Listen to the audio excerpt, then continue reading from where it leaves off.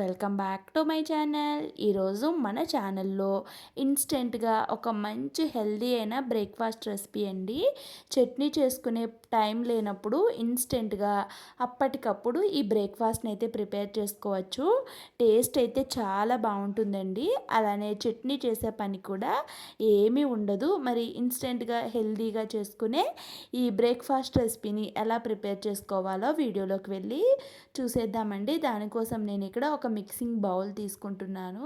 తీసుకొని ఏదైనా చిన్న కప్పుతో ఒక కప్పు వరకు శనగపిండిని తీసుకుంటున్నాను. శనగపిండి ఏ కప్తో తీసుకున్నామో సేమ్ అదే కప్తో అంతే క్వాంటిటీలో ఉప్మా రవ్వ అండి, సూజీ రవ్వ అని కూడా అంటారు.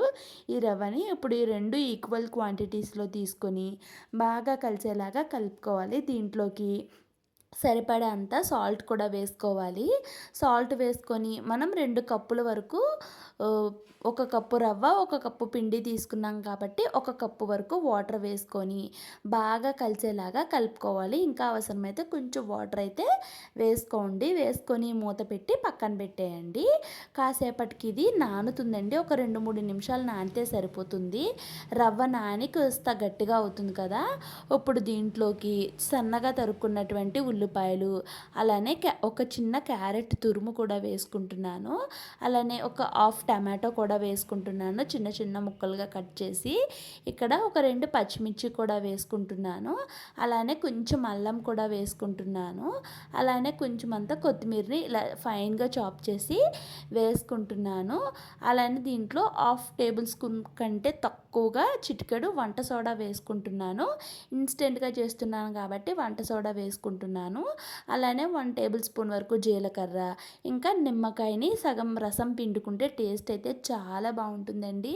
ఒకవేళ పిల్లలు తినే దాంట్లో పచ్చిమిర్చి వద్దు అనుకుంటే పచ్చిమిర్చిని స్కిప్ చేసి ఆ ప్లేస్లో మీరు కాస్త కారాన్ని కూడా వేసుకోవచ్చు. పెద్దోళ్ళు లేదు అనుకుంటే, పిల్లలు తింటారు అనుకుంటే పచ్చిమిర్చిని కూడా ఉంచుకోవచ్చండి. ఏదనేది మీ ఇష్టాన్ని బట్టి వేసుకోవచ్చు.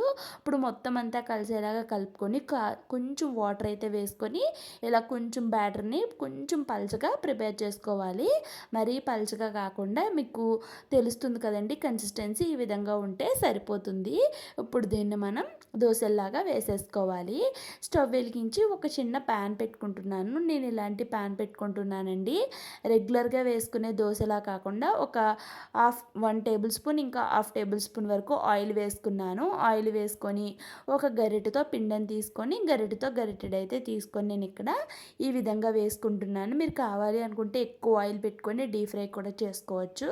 అలా కాకుండా ఇలా తక్కువ ఆయిల్తో చేసుకుంటే హెల్తీగా ఉంటుందండి.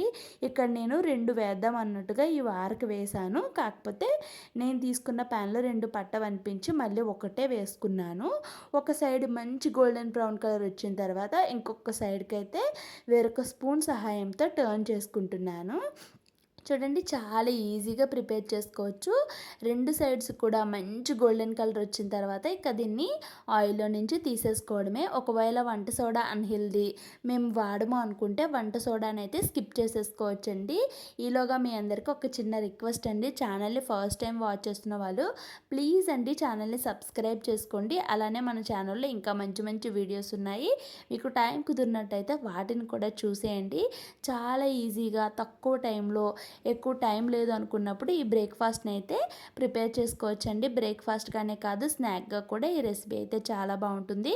Ready to eat. Please to subscribe to my channel. Thanks for watching.